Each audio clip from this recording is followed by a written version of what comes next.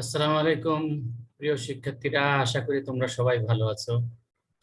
আজকে আমরা কৌণিকের উপবৃত্ত নিয়ে আলোচনা করব।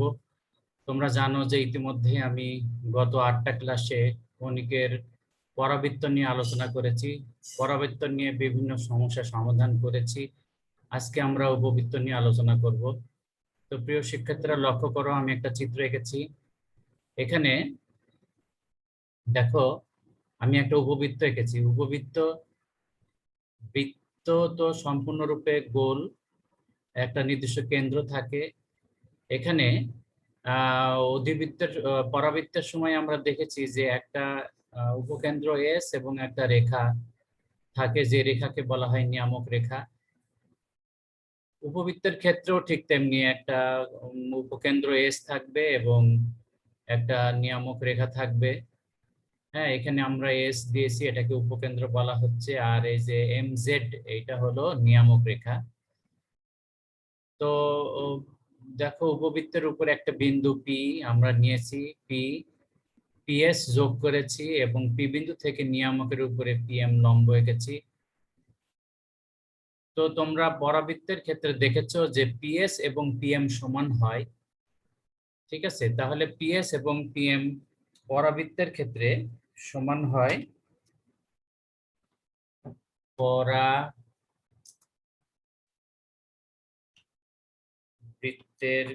ক্ষেত্রে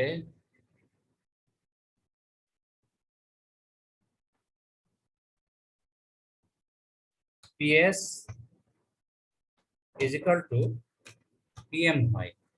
পরাবৃত্তের ক্ষেত্রে PS is equal two PM হয়। তাহলে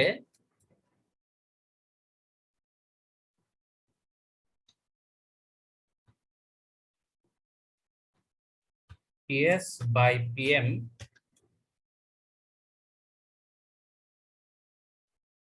is equal to 1.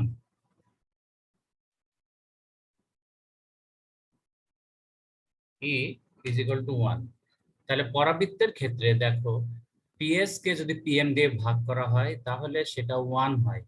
PS এবং PM এর এই অনুপাতকে E দ্বারা প্রকাশ করা হয়, এটাকে উৎকেন্দ্রিকতা বলা হয়। তো পরাবৃত্তের ক্ষেত্রে E এর ভ্যালু হচ্ছে 1, কিন্তু উপবৃত্তের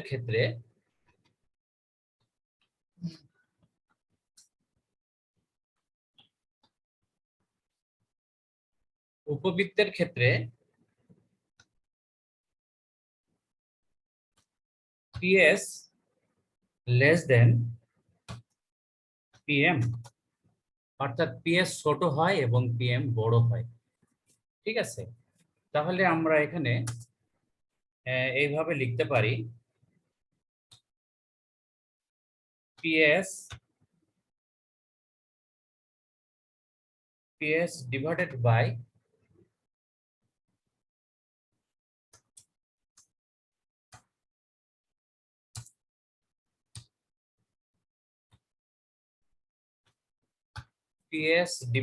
বাই PM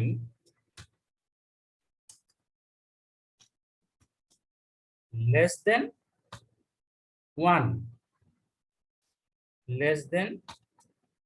1 হয়। তাহলে অর্থাৎ আমরা এরকম বলতে পারি,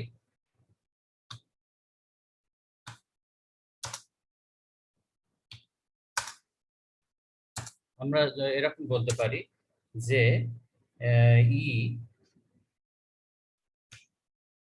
ই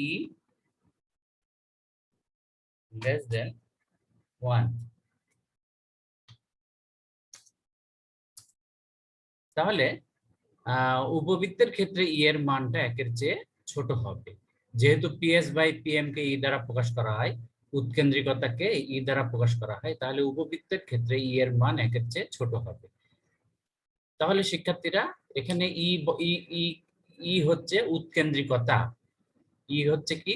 উৎকেন্দ্রিকতা। উৎকেন্দ্রিকতা কিভাবে বের করতে হয়? এখানে পরাবৃত্তের উপরে বা অধিবৃত্তের উপরে বা উপবৃত্তের উপরে একটা বিন্দু নিতে হয়। উপকেন্দ্র থেকে ওই বিন্দুর দূরত্ব পিএস, আর পি বিন্দু থেকে নিয়ামকের উপরে লম্ব দূরত্ব পিএম।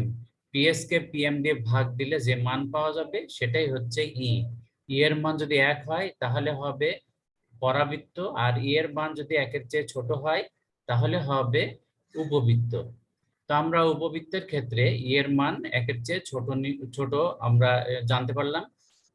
তো 1-এর চেয়ে ছোট মান 0.75 হতে পারে, 0.9 হতে পারে, 3/4 অথবা 5/6 এই টাইপের হতে পারে সংখ্যাগুলো। 1-এর চেয়ে ছোট হলেই হবে, সেটা কি হবে? সেটা হবে উপবৃত্ত। আচ্ছা, আমরা এখন এই উপবৃত্তের একটা সমীকরণ নির্ণয় করব। ঠিক আছে, আমরা এই উপবৃত্তের সমীকরণ কিভাবে বের করতে হয় সেটা আমরা এখন দেখব।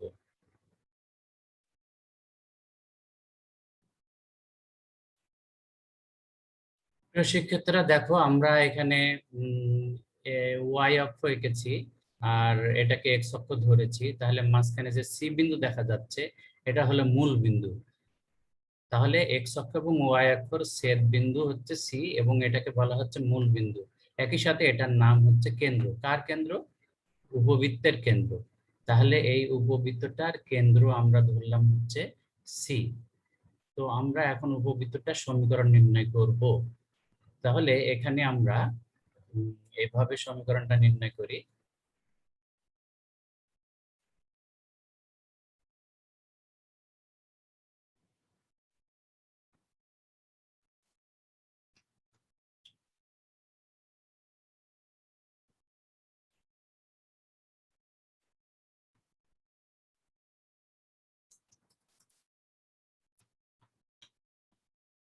ধরি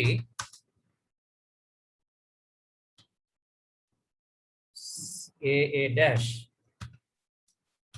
ইকুয়াল টু 2a। তাহলে আমরা এ ড্যাশ ইকুয়াল টু 2a ধরে নিলাম।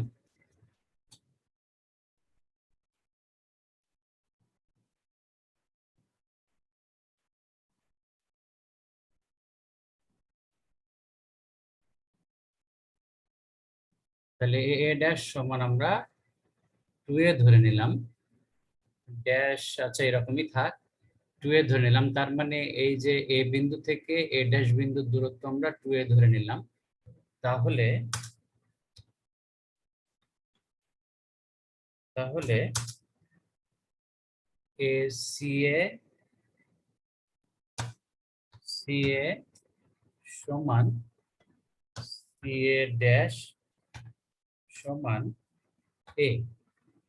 তাহলে সি বিন্দু মধ্যবিন্দু হচ্ছে সি এ এবং সি এ ড্যাশ সমান হচ্ছে এ। এখন আমরা এখানে লিখব হচ্ছে এস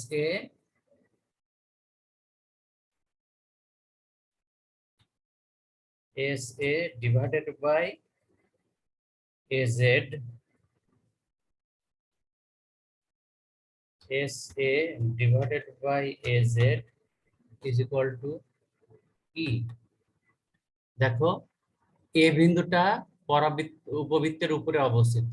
এ বিন্দুটা উপবৃত্তের উপরে অবস্থিত, তাহলে আমরা জানি উপবৃত্তের উপরে অবস্থিত যে কোনো বিন্দু থেকে এস বিন্দুর দূরত্ব এবং ওই বিন্দু থেকে নিয়ামকের দূরত্বের অনুপাত হচ্ছে ই। আমরা এখানে লিখেছি যে PS by PM equal to E. PS by PM is equal to E. পিএসটা কি? পি বিন্দু হচ্ছে উপবৃত্তের উপরে অবস্থিত একটি বিন্দু, তাহলে এ বিন্দু যেহেতু উপবৃত্তের উপরে অবস্থিত সুতরাং A S divided by A Z সমান সমান হচ্ছে ই। তাহলে তাহলে এখান থেকে আমরা পাবো S A equal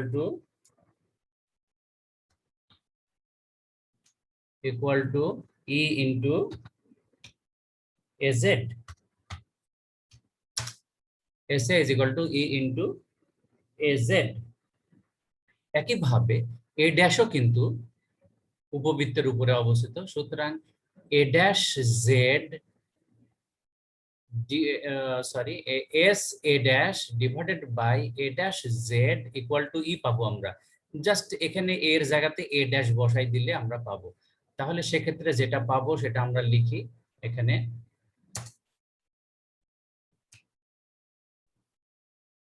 S A dash S A dash equal to E into A dash Z, A dash Z. তাহলে আমরা এই দুটো পেলাম যে S A is equal to E into A Z আর S A dash is equal to E into A dash Z. তো এখানে আমরা পি বিন্দুর স্থানাঙ্ক এক্স ওয়াই ধরে নিব, পি বিন্দুর স্থানাঙ্ক এক্স ওয়াই ধরে নিব।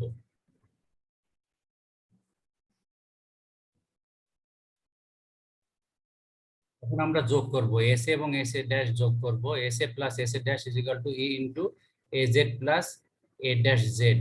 তাহলে এ জেড, এ এই জেড এ পর্যন্ত এ জেড। তাহলে এখন আমরা সিজেড মাইনাস সিএ, যে সিজেড মাইনাস সিএ মানে এজেড ইজ ইকুয়াল টু, আমরা এজেড ইজ ইকুয়াল টু লিখবো, এখান থেকে শুরু করব সিজেড মাইনাস সিএ। তাহলে এখানে E into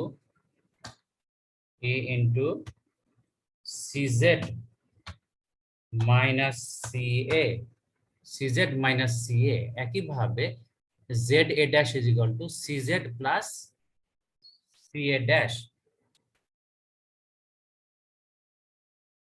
CA dash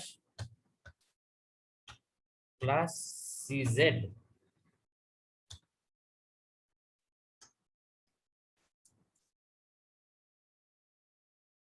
plus CA dash plus CZ.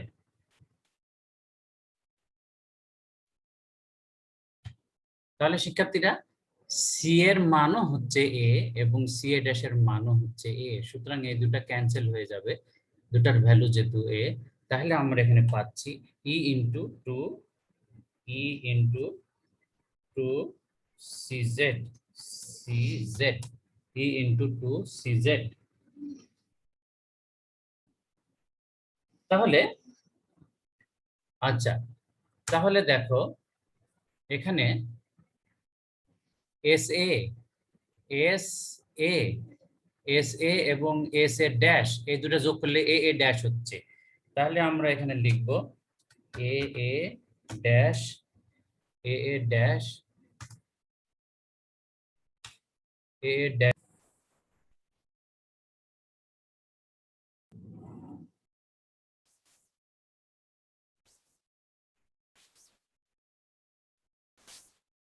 A a dash মানে হলো এস এ এবং এস এ ড্যাশ হচ্ছে এ এ ড্যাশ। এটা এটা মানে হচ্ছে তোমার two A, two A, two A, এটা সমান টু এ ধরেছি আমরা, সমান E into two CZ, two CZ.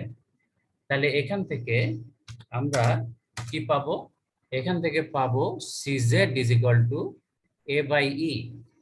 তাহলে আমরা পাচ্ছি CZ is equal to, CZ is equal to A by E.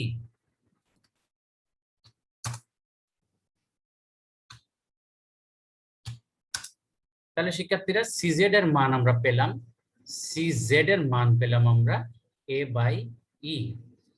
তাহলে সিজেড আমরা পেয়ে গেলাম, সিজেড। এখন আমরা বের করব হচ্ছে তোমার সিএস এর মান, সিএস এর মান আমরা এখানে বের করব, এই যে সিএস, সিএস এর মান আমরা বের করব। একইভাবে আমরা সিএস এর মান যদি বের করি তাহলে সিএস ইজ ইকুয়াল টু আমরা পাবো হচ্ছে E into CA, E into CA is equal to E into A, E into A. তার মানে আমরা পেলাম হচ্ছে সিএস ইজ ইকুয়াল টু আমরা পেলাম সিজেড ইজ ইকুয়াল টু পেলাম এ বাই ই এবং সিএস ইজ ইকুয়াল টু পেলাম, এখানে চিত্রটা উপরে উঠে যাচ্ছে, সিএস ইজ ইকুয়াল টু পেলাম ইএ। তাহলে শিক্ষার্থীরা একটু খেয়াল করো, সি বিন্দু হচ্ছে মূল বিন্দু, তাহলে সিএস এর দৈর্ঘ্য যদি আমি ইএ পাই এবং এস বিন্দু যদি তোমার এক্স অক্ষের উপরে অবস্থিত হয়, তাহলে এস বিন্দুর স্থানাঙ্ক হবে মাইনাস ইএ, মাইনাস ইএ জিরো। তাহলে তাহলে এস বিন্দুর স্থানাঙ্ক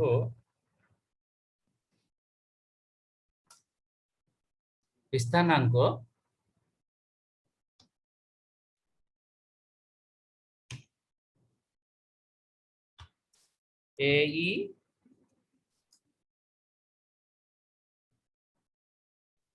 0, এস বিন্দুর স্থানাঙ্ক এই 0।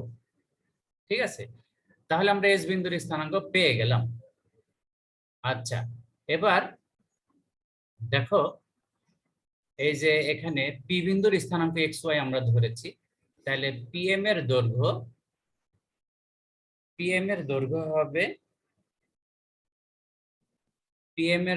হবে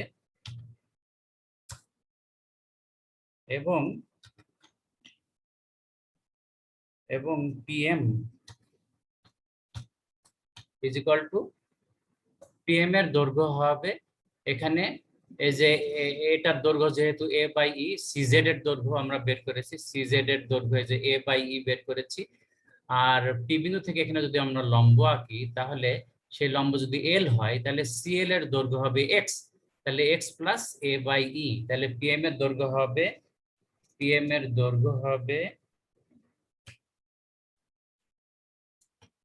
PM is equal to X plus A by E, X plus A by E.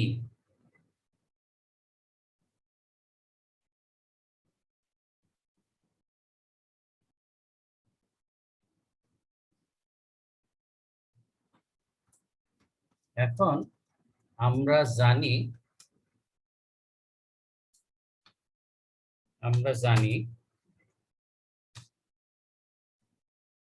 PS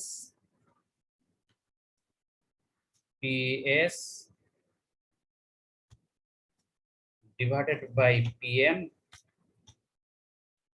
is equal to E, আমরা এটা জানি।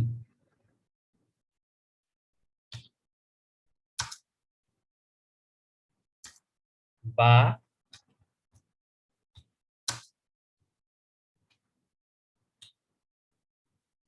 PS is equal to E into PM,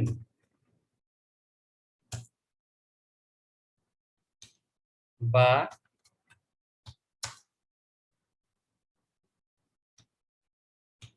PS এর জায়গায় আমরা বসাবো PS এর আমরা জানি এস বিন্দুর স্থানাঙ্ক জানি, পি বিন্দুর স্থানাঙ্ক জানি, তাহলে PS এর জায়গায় আমরা বসাবো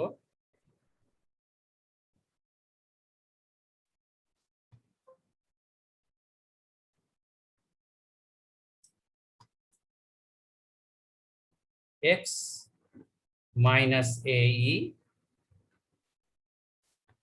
whole square plus y minus 0 whole square is equal to, এরপরে বর্গমূল হবে, বর্গমূল তো আমরা দিতে ভুলে গেলাম,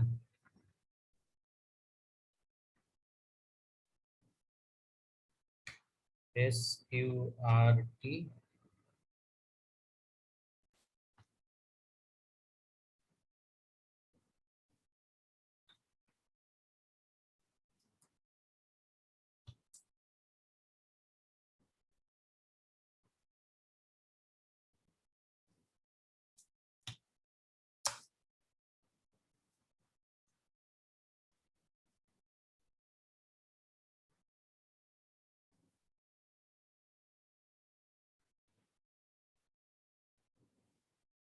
বা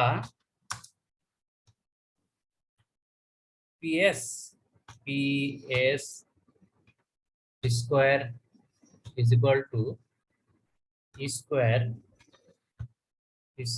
into PM স্কয়ার। এইবার আমরা বসাবো, তাহলে সুবিধা হবে, তাহলে রুট লিখতে হচ্ছে না। তাহলে PS এর জায়গায় আমরা বসাবো x minus AE whole square plus y minus 0 না লিখে সরাসরি আমরা y স্কয়ার লিখি ইজ ইকুয়াল টু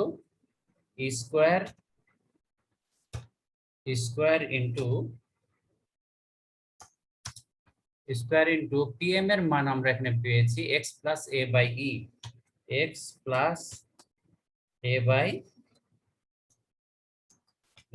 e, এটার পরে হোল স্কয়ার হবে। তাহলে শিক্ষার্থীরা আমরা এই যে একটা অবস্থায় আসলাম, এই অবস্থাটাকে যদি আমি সরল করি, সরল করার পর যে ফর্মে আসবে সেই ফর্মটা আমি তোমাদের দেখাবো। এখন সরল করার পর এটা বর্গ করে সবকিছু কমন টমন নিয়ে আমরা যদি নিয়ে আসি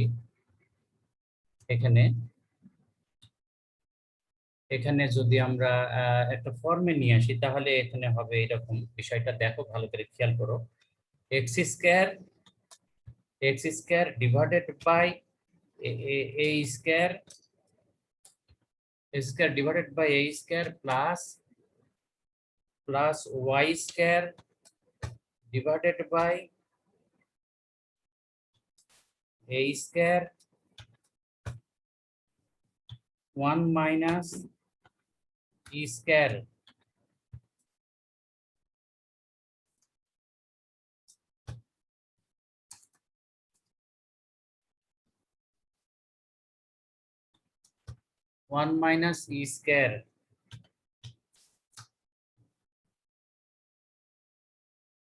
এখানে ভুল হয়ে গেল আবারও।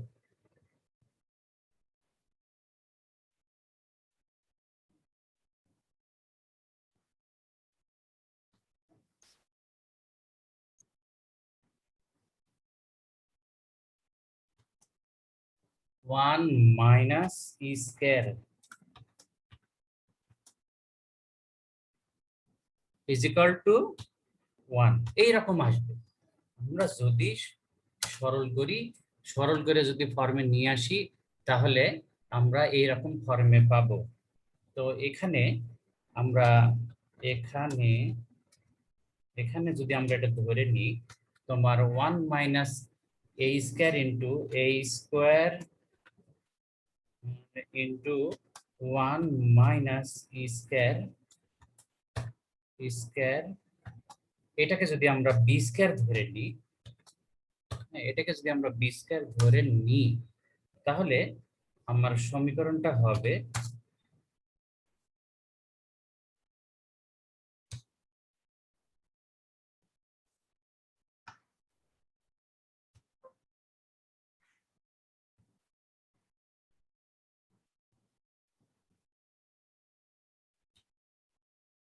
এক্স